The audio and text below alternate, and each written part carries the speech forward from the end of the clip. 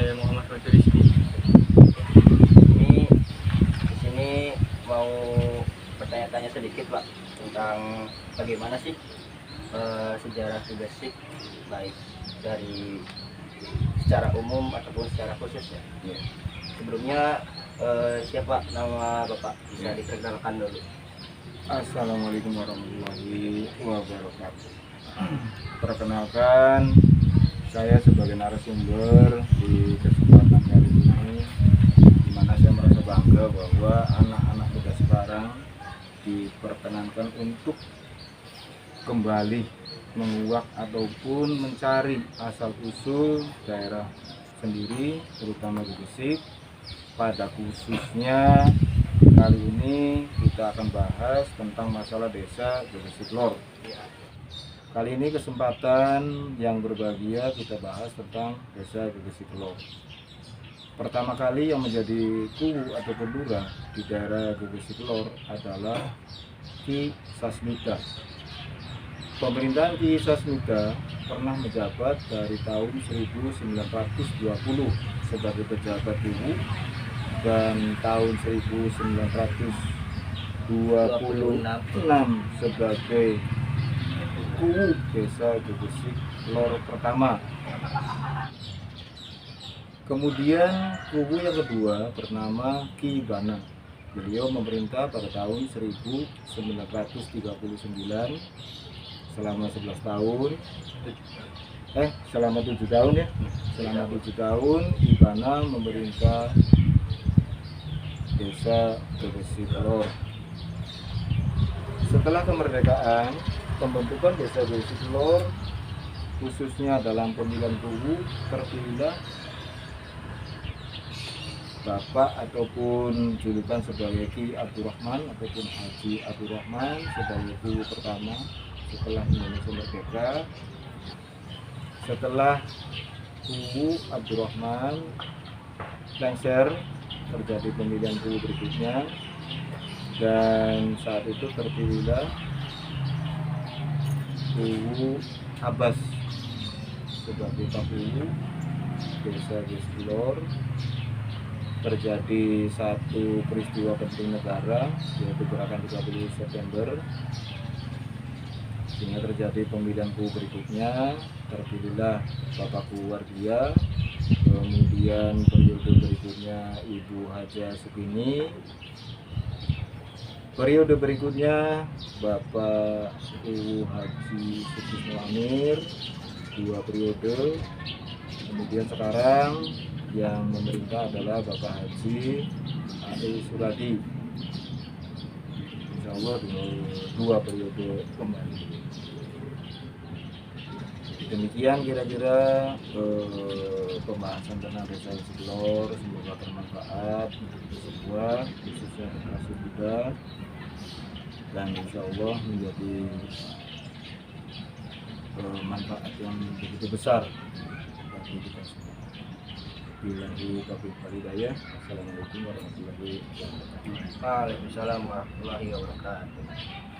Sebelumnya siapa sih nama Bapak atau lebih diperkenalkan ya Pak? Terima kasih. Nama saya Artisa.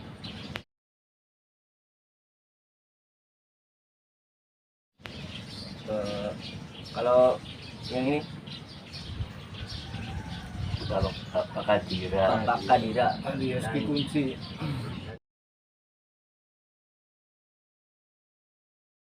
dan yang ini Hadiarto. Hadiarto. Ya.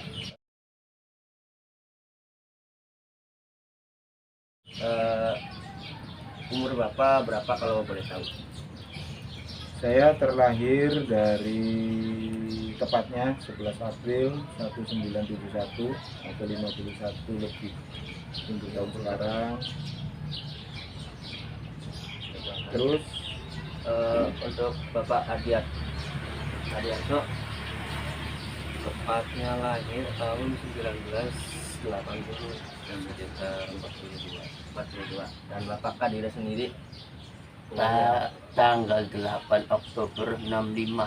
8 Oktober 65. Untuk profesi Bapak sendiri itu apa ya? kalau boleh tahu? Pekerjaan untuk sementara seperti yang tertera di KTP yaitu wira swasta. Kalau Bapak Kadira, Tani atau sekarang mendapat kunci di sampling. di samping ada sendiri Pekerjaan status wira swasta. wira swasta. Ya ada yang mau ditanyakan Pak tentang tadi materi ya. Apa sih yang menjadi ikon atau ciri khas tersendiri dari Desa Gresik Lor pada khususnya ataupun Desa Gresik pada umumnya? Kalau secara global daerah Gresik itu ikonnya ataupun lambang ataupun maskotnya adalah Garuda yang memiliki nama lengkapnya Garuda Paksinaga. Itu merupakan maskot dari daerah Gresik. Sedangkan untuk Gresik Lor itu adalah bareng. Bareng itu salah satu gamelan yang boleh disebut sebagai bonang, karena dulu daerah kita khususnya Gresik pernah didatangi oleh salah satu wali bernama Raden Maktum Ibrahim ataupun Sunan Bonang. Kalau asal usul dari Garuda dan Bareng sendiri itu bagaimana secara garis besarnya? Kalau Garuda diperkirakan tahun 1147 itu merupakan pemberian dari putri keraton ataupun kerajaan Kalingga yang bernama Dewi Mekarwati. Dewi Mekarwati merupakan sahabat karib dari Dewi Retna Ayu Bengkalis ataupun Nikalis. Jadi Garuda itu adalah pemberian ataupun hadiah ataupun bisa disebut sebagai souvenir untuk mengikat tali persaudaraan. Terusan kalau dari Bareng sendiri itu gimana? Kalau Bareng, karena kita dulu pernah kedatangan salah satu wali yaitu Maktum Ibrahim atau Sunan Bonang, beliau setiap daerah di mana beliau berkunjung itu selalu memberi hadiah berupa bonang. Jadi bonang di Gresik Lor itu adalah pemberian langsung dari Maktum Ibrahim maupun Sunan Bonang. Terusan kenapa sih desa ini tuh disebut sebagai Desa Gresik? Kata Gresik itu berasal dari Grage Resik. Grage itu artinya terasi, sedangkan Resik artinya bersih. Jadi orang-orang Gresik pada waktu itu saat pemerintahan Dewi Mertasari dan juga Pangeran Adipala, kebanyakan penduduk Gresik ataupun penduduk Gresik kala itu menjadikan pekerjaan setiap harinya membuat terasi karena dekat dengan laut. Kita harus tahu bahwa wilayah Gresik khususnya daerah Jagapura terus Ketokan sampai Karangampel itu merupakan laut. Jadi kala itu daerah Jagapura, daerah Gua, terus Jambe itu masih berupa laut. Kita dekat dengan laut sehingga pada saat itu karena usaha pada waktu itu zaman kerajaan Galuh Pakuan di daerah Garut dan kerajaan Talaga di daerah Majalengka itu sangat gemar dengan Grage ataupun dengan terasi, maka pencarian penduduk kita sebagian besar adalah membuat Grage ataupun membuat terasi. Berarti mayoritas pekerjaannya itu sebagai pembuat terasi ya? Membuat terasi dan nelayan. Dan tadi juga pas di pemaparan materi kan ada nama-nama itu sebutan atau apa itu kan ki ataupun nyai ya. Nah itu disebutnya sebagai julukan atau apa sih Ya. dan bagaimana cara untuk mendapatkannya? Ya. Jadi bahasa ki itu asal kata dari kata kiai. kiai artinya salah satu orang yang dituakan, ataupun dalam hal keturunan seorang ponakan memanggil paman dari pamannya itu adalah kiai. Nah, karena dialek ataupun karena perbendaharaan kata saat itu, kata kiai berubah menjadi kai. Dari kata kai maka terbentuklah kata ki. Artinya ki adalah orang laki-laki yang dituakan, itu istilah ki. Ini berasal dari gabungan ataupun dari daerah Sunda khususnya. Sedangkan nyai yaitu perempuan ataupun orang perempuan yang dituakan, sehingga terbentuklah kata nyai. Tidak jauh beda dengan kiai. Tuh. Dan terusan ini Pak, tentang sejarah Gresik ini bagaimana sih perkembangannya? Apakah anak-anak muda ataupun anak-anak zaman sekarang itu ambis dalam mempelajarinya ataupun tidak, dan bagaimana pendapat Bapak tentang hal itu? Hal ini anak muda zaman sekarang itu bukan berarti satu kesalahan bagi mereka, karena ini satu kesenjangan di mana orang-orang tua kita dulu sejarah Gresik dianggap sebagai tabu ataupun pantangan untuk dibicarakan. Hal ini yang membuat anak-anak kita sekarang tidak mengenal asal usul dari daerah di mana dia hidup ataupun di mana dia itu mendiami daerah itu. Ini satu kesalahan, karena ajaran tersebut sebetulnya merupakan warisan Belanda yang tidak ingin masyarakat khususnya Indonesia itu pandai ataupun pintar, sehingga dibuat satu permainan. Kalau seandainya kita membahas sejarah orang dulu, itu akan berakibat kena tulah ataupun kena bala, ataupun satu malapetaka akan merenggut satu keluarga, sehingga tidak bisa melangsungkan kehidupan ataupun tidak bisa melanjutkan keturunan, yang menimbulkan masyarakat takut untuk membahas satu sejarah, di mana hal ini penting bagi generasi muda untuk mengenal lebih jauh daerah di mana dia hidup, asal usulnya ataupun nenek moyang dari mereka itu sebenarnya siapa. Sehingga banyak di antara generasi muda sekarang yang menganggap dirinya itu tidak mengenal asal usul dari nenek moyangnya sendiri. Kalaupun kita mengenal, itu hanya sebagian kecil masyarakat Gresik khususnya, dan sejarah ini dianggap sebagai sejarah yang penuh dengan tabu ataupun tantangan. Berarti dari sejarah Gresik ini kayak dimonopoli dari Belanda ya?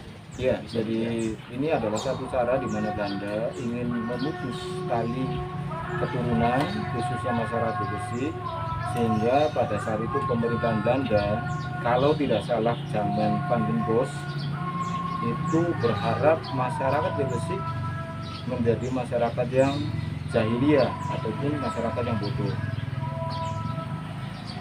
Terusan kembali lagi ke Druda dan Bareng ya Pak. Dari kedua benda tersebut atau ikon tersebut ya, apakah ada ritual-ritual khusus ataukah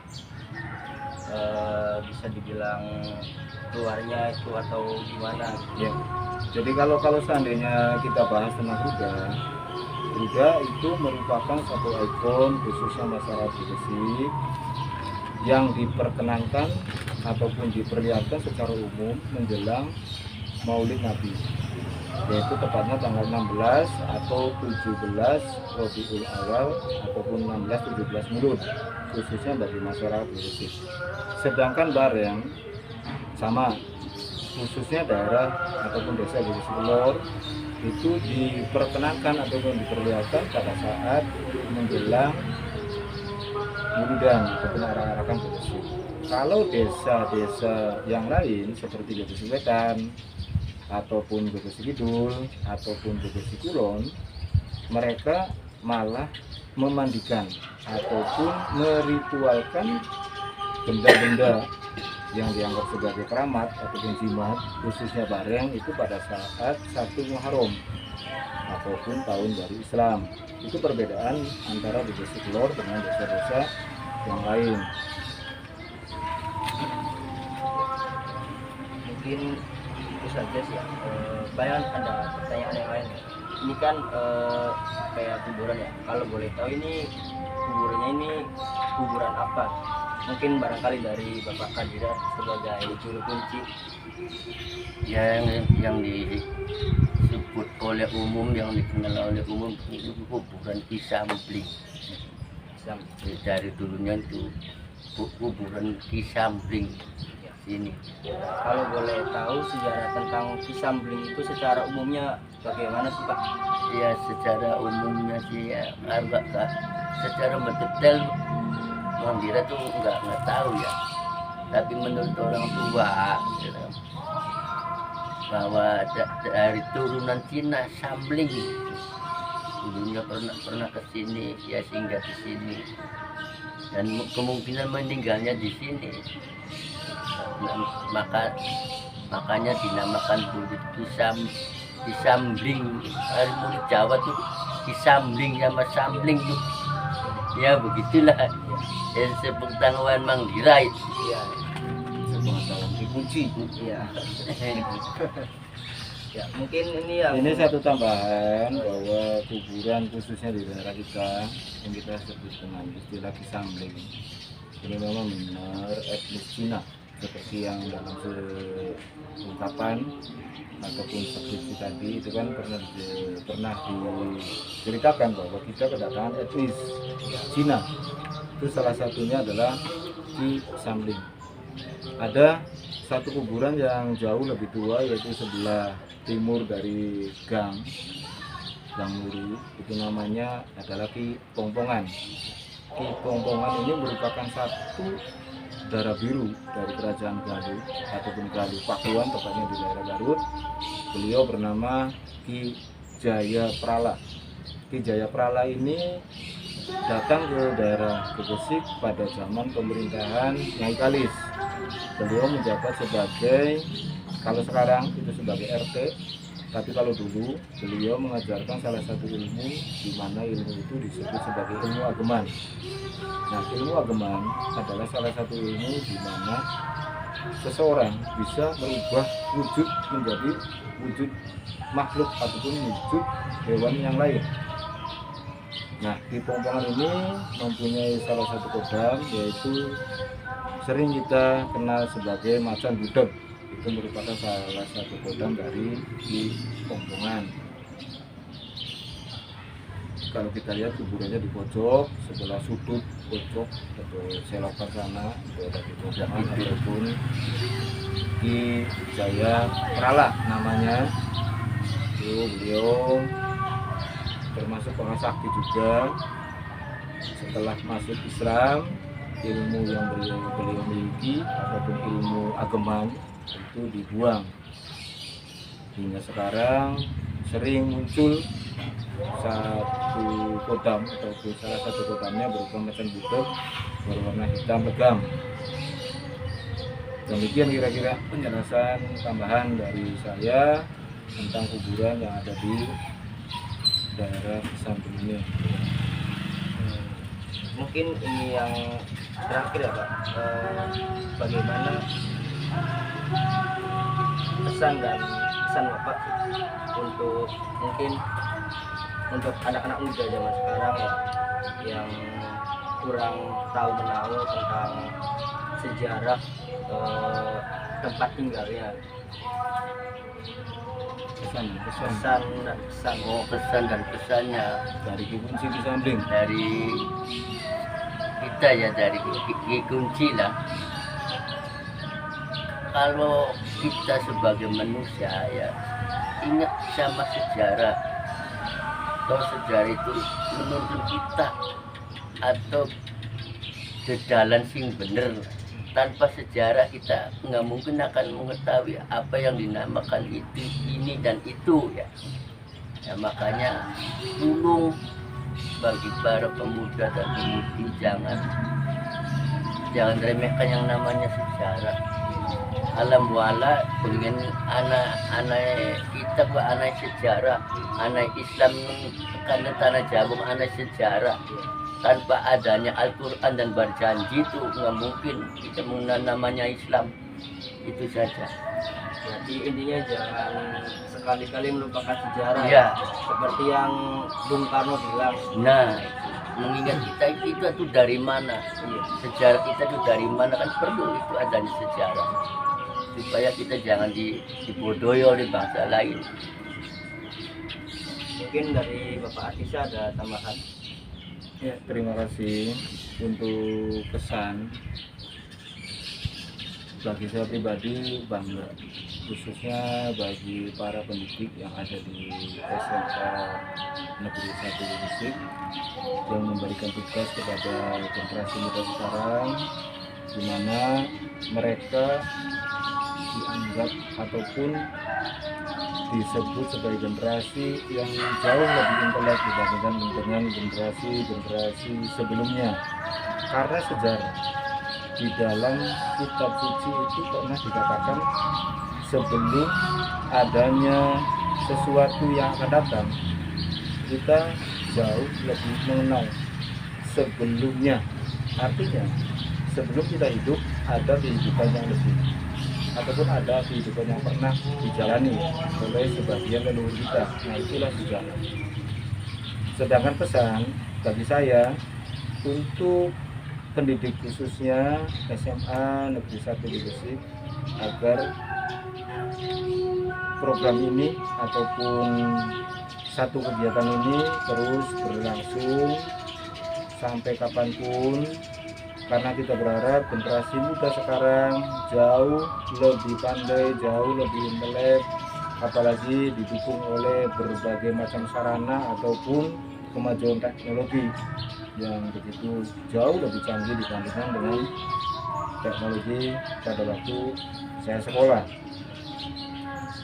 Untuk itu saya berharap generasi muda khususnya yang sekarang diberi tugas yaitu mengupas tentang sejarah Gresik, mudah-mudahan langkah ke depan kembali ada ataupun kembali menjadi program bagi SMA Negeri 1 Gresik, dengan harapan supaya mereka jauh lebih mengenal apa yang disebut sebagai sajarotun hayat, artinya sejarah kehidupan. Usia kita mungkin diberi kesempatan untuk generasi sekarang, dulu mungkin jauh lebih kita mengenal bahasa benua Atlantis yang jauh lebih canggih dibandingkan dari kemajuan peradaban sekarang.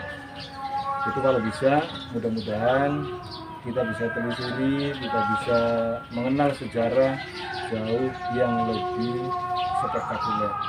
Kira-kira hanya itu yang perlu saya sampaikan.